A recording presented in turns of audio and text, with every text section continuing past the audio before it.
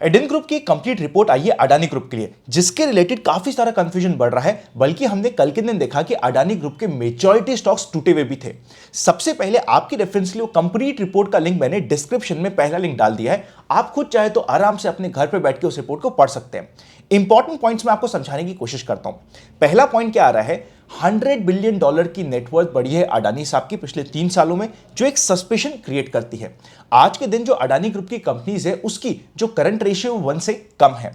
जिस तरीके से स्टॉक प्राइस अडानी ग्रुप के बढ़ रहे हैं, ये कहीं इंडिया का सबसे बड़ा मतलब कि सबसे बड़ा फ्रॉड तो कहीं नहीं हो रहा है।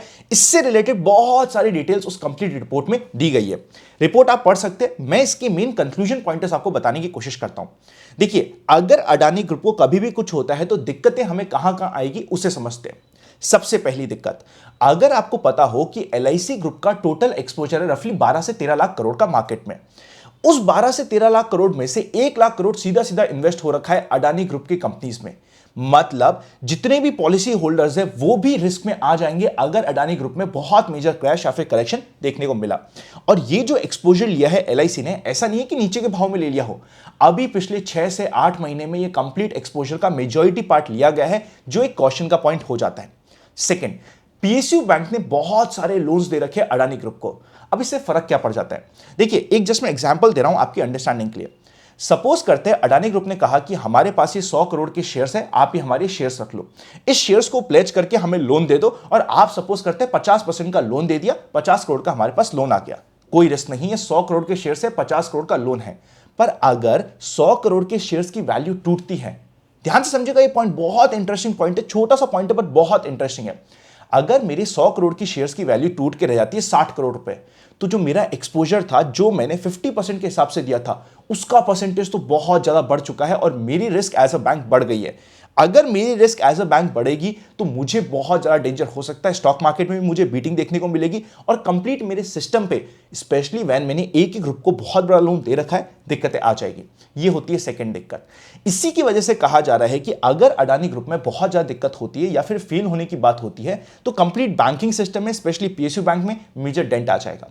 अब क्या अडानी ग्रुप चलेगा या सस्टेन होगा या फिर इसमें कोई दिक्कत आएगी, ये क्वेश्चनेबल पॉइंट है। क्योंकि अडानी ग्रुप का जो मेजर इन्वेस्टमेंट हो रखा है, मैंने इसके बारे में कई बार बात करी है और मैंने काफी सारे नेगेटिव पॉइंट्स आपको ऑलरेडी बताए। पर अगर हम, बिकॉज आज के दिन बहुत ज्यादा नेगेटिविटी फैली हुई है, अगर एक पॉजिटिव पॉइंट देखने की कोशिश करें। देखिए, मेरा काम है डिफरेंट पर्सपेक्टिव आप सभी के सामने देना। जिस समय बहुत ज्यादा पॉजिटिविटी होती है, मैं आपको न्यूट्रल करने के लिए नेगेटिव पॉइंट सामने रखता हूं। अभी बहुत ज्यादा नेगेटिविटी है तो कुछ पॉजिटिव पॉइंट्स भी हमें ध्यान में रखने पड़ेंगे। पॉजिटिव पॉइंट यह है कि अडानी ग्रुप का मेजर इन्वेस्टमेंट हो रहा है इंफ्रा रिलेटेड स्टॉक्स में या फिर इंफ्रा रिलेटेड सेक्टर्स में। जब इंफ्रा रिलेटेड सेक्टर में आपका इन्वेस्टमेंट होता है तो अगर इंडिया को ग्रो करना है तो यह सेगमेंट का ग्रो करना इंपॉर्टेंट होता है। इस चीज को ध्यान में रखते हुए हो सकता है कि आने वाले समय में, देखिए, इनका मेजर प्रॉब्लम है कैश फ्लोस का। अभी जो इन्हें 20,000 करोड़ का एफपीओ लाके नया फंड रेज करना पड़ रहा है, उसका भी यही कारण है कि इनके पास करंट रेशियो, यानी कि जो करंट एसेट्स, हाथ में जो एसेट्स होते हैं, लिक्विड एसेट्स, वो बहुत कम है, जिसकी वजह से इन्हें दिक्कतें फेस करनी पड़ रही है। तो सिंपल सा पॉइंट है, अगर आने वाले समय में कैश फ्लो बढ़ता है तो ये चीज सस्टेन हो सकती है, वरना दिक्कतें आने के चांसेस बढ़ जाते हैं। आपका क्या कंप्लीट ओपिनियन है, कमेंट करके मुझे बता दीजिएगा। मैंने कंप्लीट पिक्चर आपके सामने रखने की कोशिश करी है जिससे आपको एजुकेशन मिल सके।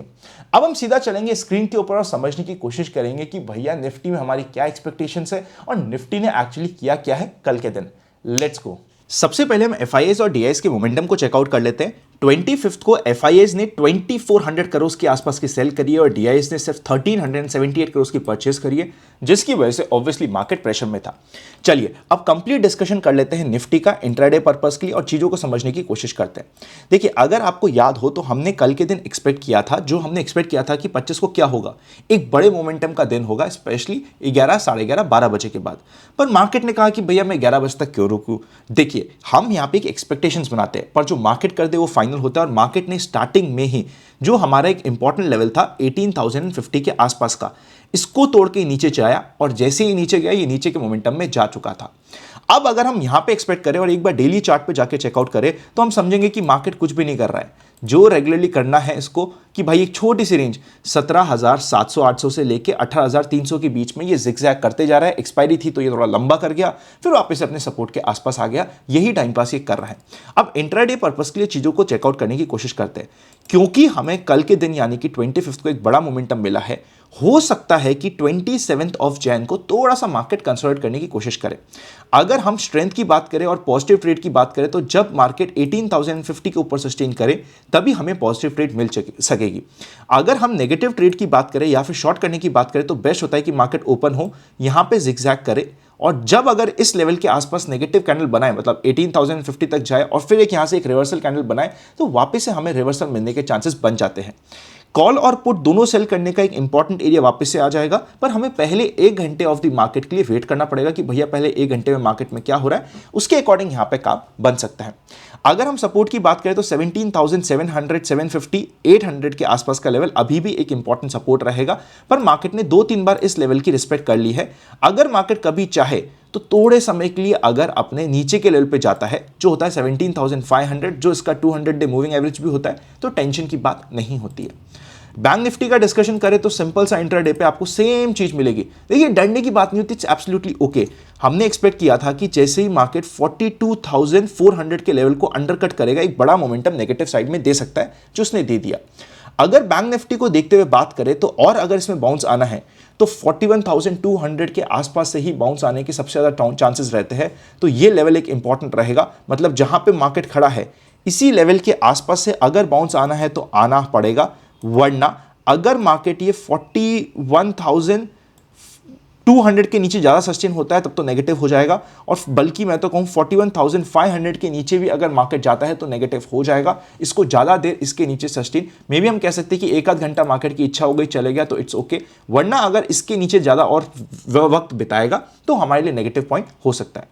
अब कुछ इंपॉर्टेंट स्टॉक्स को चेक कर लेते हैं जो अगर मार्केट में डिप आता है जिनके ऊपर हम नजर रखते हैं।